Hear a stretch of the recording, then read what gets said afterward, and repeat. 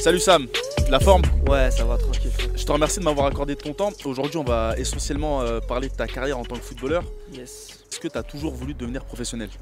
Ouais, en vérité, j'ai toujours voulu devenir professionnel, hein. Depuis que je suis petit, ça a été toujours ma première idée et voilà. Et il y a un joueur en particulier qui t'a donné envie de taper dans le ballon? Ouais, c'est Ronaldinho. Ronaldinho, la base. Comme tous les jeunes de notre génération, ouais, c'est Ronaldinho qui m'a donné envie de jouer. T'es passé par l'INF Clairefontaine. Raconte-nous un peu comment ça s'est passé là-bas. Est-ce que tu as rencontré des galères ou ça a toujours été facile? Ouais, effectivement, j'ai commencé à l'INF Clairefontaine. C'est là vraiment que j'ai commencé à penser à devenir footballeur professionnel. Et ouais, c'est clair que je suis passé par pas mal de galères. D'un côté, ça a été les plus belles années de ma vie, tu vois, donc l'ambiance, les potes, les frères et tout. Voilà, c'était incroyable. Mais par contre, mentalement, c'était très très difficile. Voilà, je suis passé par des moments très très compliqués. Tout le monde commençait à signer dans les clubs professionnels, pour voilà, des contrats de 3 ans, signés aspirants et tout. Et moi, j'avais rien signé encore. Ah, c'est pas évident quand tu les vois Voilà, tous. c'est pas évident, tu vois. Donc j'avais pas signé, j'avais pas de club. Je suis parti de mon club, le club de ma ville, de Meudon. À l'époque, c'était Meudon. Voilà, à l'époque, je jouais à l'AS Meudon. Et il fallait que je passe un cap, même à notre jeune âge. Voilà, il fallait quand même passer un cap dans le niveau. Donc je suis parti à la CBB, j'ai pas joué, le coach il me faisait pas confiance. Je jouais un match sur 2, c'était compliqué. Il faut savoir que malgré ça, à cette époque, la CBB, bah, ça l'est toujours pas. C'est pas un club professionnel. Donc, Ouais, malgré le fait que ce soit pas un club professionnel, tu n'avais pas de temps de jeu là-bas. voilà, c'est ça. C'était pas un club pro, mais j'avais pas de temps de jeu. Voilà, c'était un club réputé, hein, bien sûr, de l'Île-de-France. On était dans la division la plus haute de la catégorie. Mais voilà, le coach me faisait pas confiance et j'arrivais pas à jouer. J'étais frustré. Ça se passait mal. J'assumais mal la pression. Parce que je me disais que voilà, tous mes potes allaient signer, tous mes potes allaient partir en club, faire voilà, le trajet du genre professionnel type. Et moi, j'y arrivais pas. Donc c'était compliqué. Mais voilà, j'ai rien lâché. Du début à la fin, je me suis toujours battu à l'entraînement, etc. Et voilà, finalement, j'ai fini par trouver un club. Mais c'était pas évident. À ce moment-là, tu étais assez loin de ta famille assez souvent. Ouais. Qu'est-ce qui t'a poussé à continuer dans les moments difficiles? C'est cette même famille qui m'a poussé à continuer en fait. Même si j'étais loin d'eux, je sais que voilà, ils m'avaient fait confiance pour que j'aille là-bas. Et donc c'était à moi de leur rendre cette confiance. Ils ont toujours été derrière moi, ils m'ont toujours soutenu dans tous les moments compliqués. Donc voilà, c'était à moi de leur rendre et de tout donner pour réussir à signer. On a tous connu des phénos quand on était plus jeune. Et il y en a pour qui ça a marché, d'autres pas du tout. Ou certains même pour qui ça aurait dû mieux marcher.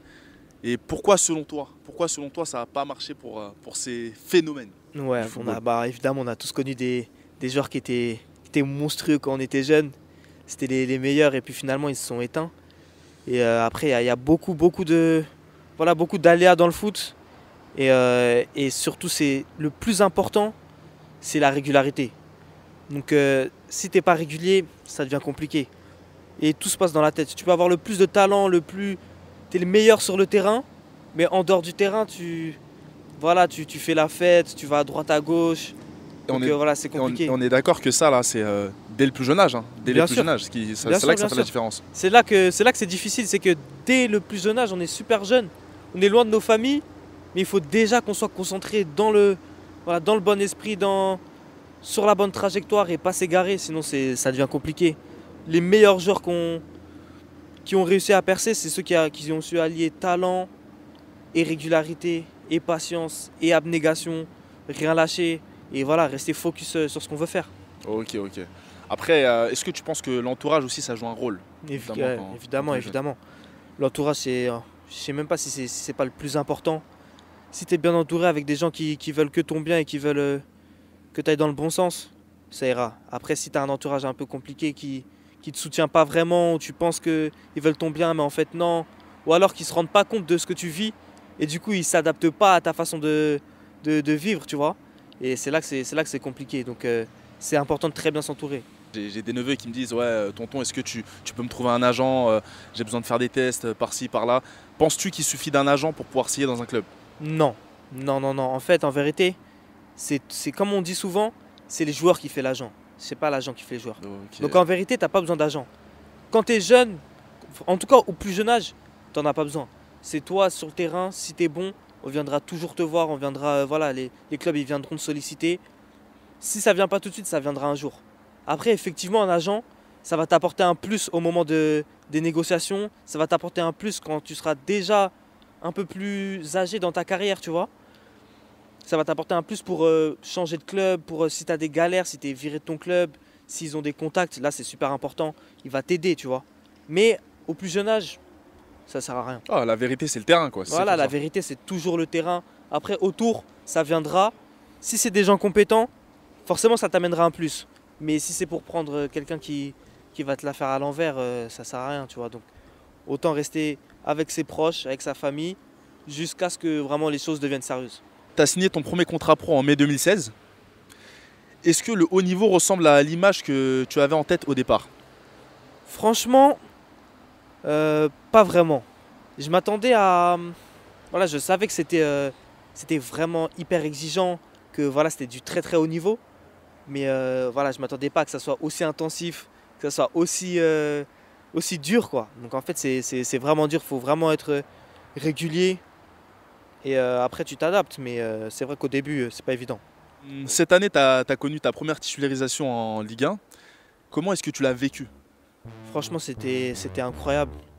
Je suis rentré sur le terrain, je m'y attendais pas déjà. Grosse ambiance. Hein. Voilà, ambiance de malade, le stade il était plein à craquer. Donc ouais, c'était un truc de malade. Je pensais que j'aurais un peu la pression et tout, mais en fait j'ai pas du tout eu la pression, j'avais juste envie de bien faire, quoi. Okay. J'avais faim et voilà, je voulais tout arracher sur le terrain. En gros, avec l'envie, tout est possible, quoi. Voilà, c'est ça, c'est juste l'envie, rester bien concentré et voilà. Ok. Est-ce que tu pourrais me donner 3 mots pour définir le football actuel? Le haut niveau, le business. Le football, déjà c'est le plaisir de jouer. Après c'est l'exigence, parce que faut vraiment rester dans focus, parce que sinon tu peux vite lâcher. Ouais, donc le plaisir, l'exigence et la régularité. La régularité, hein, ouais, important. Important. En gros, si je suis professionnel, est-ce que tu penses que si je joue essentiellement pour l'argent, je vais faire long feu? Si je prends pas de plaisir, si je prends pas de plaisir, c'est impossible. C'est impossible. Après, on peut avoir, voilà, c'est important. Ça peut, voilà, on aide nos familles, on aide nos proches. Donc c'est important aussi d'y penser. Mais le plus important, c'est vraiment de jouer pour le plaisir, l'amour du foot. C'est ça qui te fera avancer, parce que si tu prends pas de plaisir, tu pourras pas avancer. Donc voilà, c'est ça, c'est vraiment jouer pour le plaisir. C'est du foot. Après tout, c'est un jeu. Même si y a des sommes incroyables qui sont en jeu. Non, c'est vraiment qu'un jeu. Okay. Faut pas oublier. Parce que je suis éducateur U9 notamment, et je vois qu'il y a les parents qui mettent énormément la pression à leurs enfants sur le terrain dès le plus jeune âge. Certes, leurs enfants ils ont du potentiel, mais ça en vaut pas la peine, en gros. Non, pas. Après, voilà, je suis personne pour juger les parents, évidemment. Mais ouais, c'est clair que d'abord c'est le plaisir. C'est le plaisir qui nous fait jouer au foot. On joue au foot pour s'amuser, pour être avec ses potes, avec ses gars et tout. Non, c'est comme ça. Donc à cet âge-là, ça sert à rien de se mettre la pression. Il faut vraiment jouer pour le plaisir. Et enfin, quel conseil donnerais-tu aux jeunes qui tentent de réussir dans le milieu? Franchement, de rien lâcher, même dans les moments compliqués, quand le coach il te fait pas jouer, quand c'est difficile, que tu as des problèmes, je sais pas, internes dans ta famille, qu'on sait pas. Voilà, faut rien lâcher. Toujours essayer de donner le maximum sur le terrain. Et voilà, si tu fais les efforts quand il faut, ça finira forcément par payer. Ok. Bon bah Sam, je te remercie de m'avoir accordé de ton temps et je te souhaite le meilleur et une très bonne continuation en Ligue 1, mon pote. Merci Flo. Merci.